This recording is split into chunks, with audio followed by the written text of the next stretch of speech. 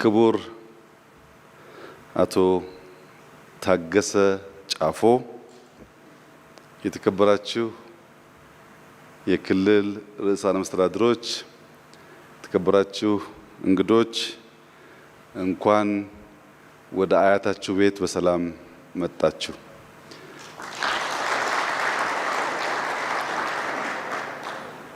አያታችሁ ነው ያልኩት።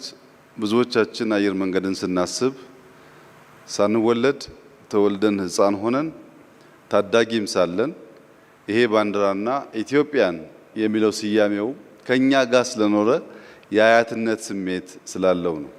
የቆየ የተላመድነው የምናቀው የቅርብ የሆነ የቤተሰብነት ስሜት ስላለው እንደ አያት ይቆጠራል ኢትዮጵያ አየር መንገድ። በኢትዮጵያ አየር መንገድ ውስጥ ሁላችን በተለይም ኢትዮጵያውያን ልንማር የሚገባን አንድ ቁልፍ ነገር የተቋም ኮንቲኒቲ፣ የተቋም ቀጣይነት ያለውን ፋይዳ ነው። ይህ ተቋም ከ70 ዓመት በላይ እድሜ ማስቆጠሩ ብቻ ሳይሆን እድገቱን ሳያቋርጥ ኢትዮጵያውያን የተቀባበሉ ሊያቆዩ በቻሉት ልክ መከላከያውም፣ ገቢዎችም፣ ሌሎች መስሪያ ቤቶች በሙሉ በዚህ መንገድ ሳይቆራረጥ የቀጠለ እድገት ቢኖራቸው ኖሮ ምን አይነት ተቋማት ኢትዮጵያ ሊኖራት እንደሚችል ማሰብ ያስፈልጋል። ከኢትዮጵያ አየር መንገድ ጋር ባቡር ጀምረናል። ታውቃላችሁ፣ ከአዲስ አበባ ጅቡቲ የጀመርነው ዛሬ አይደለም። ለምንድን ነው የኢትዮጵያ አየር መንገድ በተለያዩ የአፍሪካ ሀገራት ሼር ወስዶ እየሰራ ኢትዮጵያን አፍሪካን ከዓለም እያገናኘ የኛ የባቡር ቴክኖሎጂ ሴኔጋል ያልደረሰው ደቡብ አፍሪካ ያልደረሰው ብለን መጠየቅ አለብን። በእድሜ ከሆነ አይለያዩም። በዚያ ልክ እድገቱ ቢረጋገጥ ኖሮ ዛሬ ከአዲስ አበባ ጅቡቲ ሳይሆን ከአዲስ አበባ ፕሪቶሪያ የባቡር መንገድ ይኖረን ነበር ማለት ነው። የኢትዮጵያ ቴሌኮሙኒኬሽን እድሜው ከአየር መንገዱ የሚያንስ አይደለም፣ ይበልጣል። ለምንድን ነው የኬንያ፣ የናይጄሪያ፣ የሴኔጋል ቴሌኮሙኒኬሽን ውስጥ እኛ ድርሻ የሌለን? በአየር ብቻ ሳይሆን በቴክኖሎጂ አፍሪካን የማናገናኘው ለምንድን ነው ብለን መጠየቅና መቆጨት ይፈልጋል። የኢትዮጵያ ፖስታ አገልግሎትም እንደዚሁ ነው።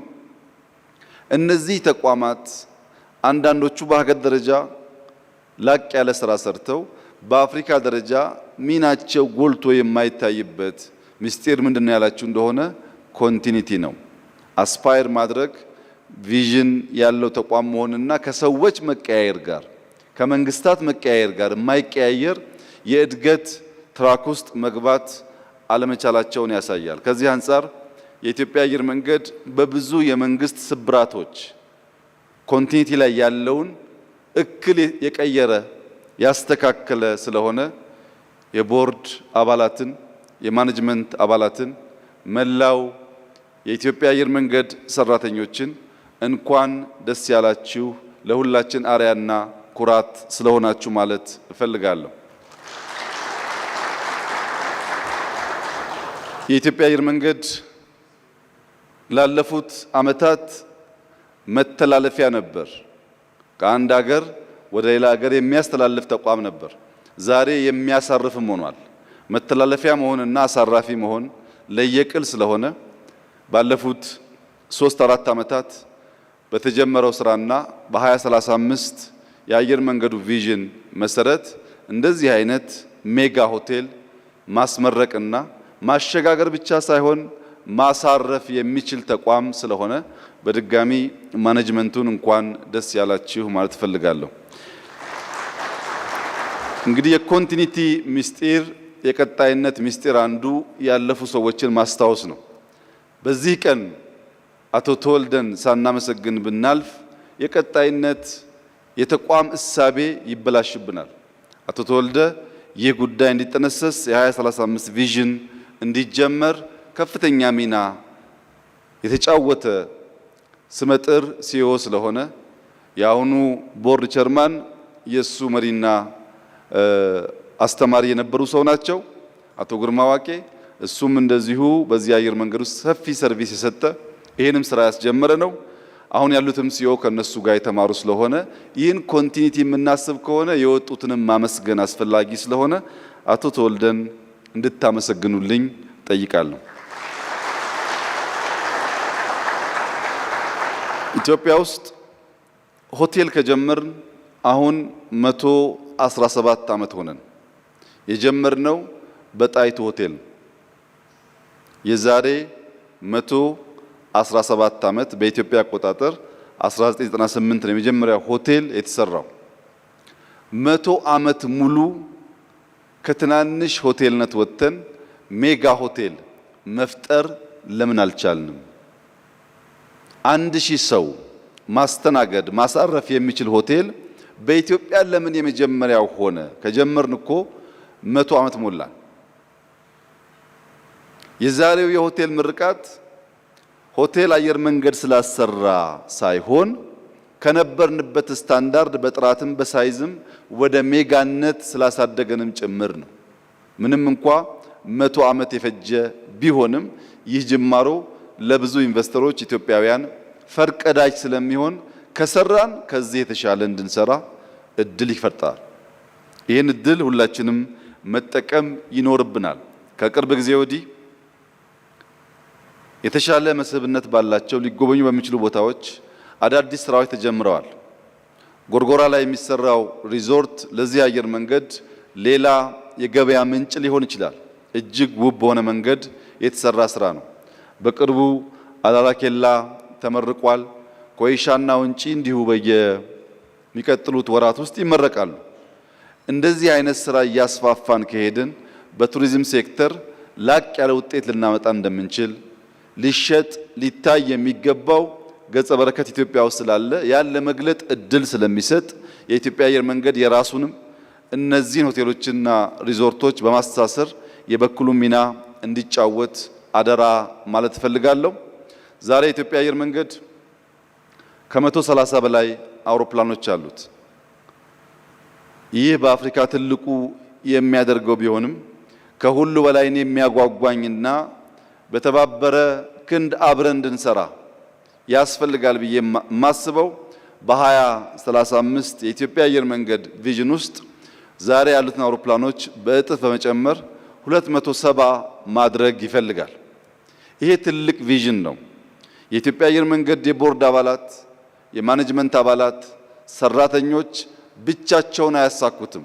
እያንዳንዱ ኢትዮጵያዊ አያቱን ወጣት የሆነ አያቱን የማስፋት የማሳደግ ኃላፊነት እንዳለበት አስቦ የኢትዮጵያ አየር መንገድ አስተላላፊ ብቻ ሳይሆን አሳራፊም እንዲሆን በቂ አውሮፕላን እንዲኖረው በአፍሪካ ብቻ ሳይሆን በዓለም ስመጥርና በቀላሉ የማይወድቅ ተቋም እንዲሆን ሁላችንም የበኩላችንን እንድንወጣ እንድናግዝ ይህ ቪዥን እንዲሳካ እንድንሰራ በታላቅ ትህትና አደራ እያልኩ የኢትዮጵያን ብልጽግና የምናረጋግጠው ትልቅ በማሰብ ትላልቅ ስራ በመስራት በመጀመር ብቻ አይደለም፣ በመጨረስ አስቡት። አዲስ አበባ ውስጥ ስንትና ስንት ሆቴል የዛሬ 5 ዓመት 6 ዓመት 10 ዓመት ተጀምሮ ቆሞ እንዳለ በ3 ዓመት ጊዜ ውስጥ ይህን የሚያክል ስራ መስራት ከተቻለ ለምን ቆሙ?